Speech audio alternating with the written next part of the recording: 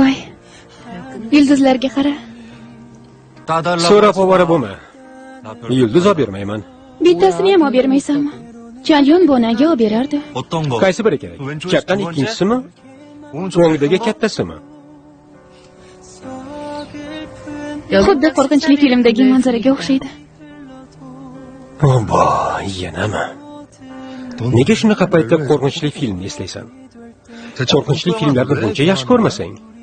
Chunki ular fojiali.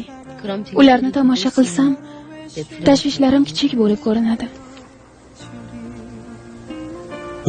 Mabodo men haqimda gapirmayapsanmi?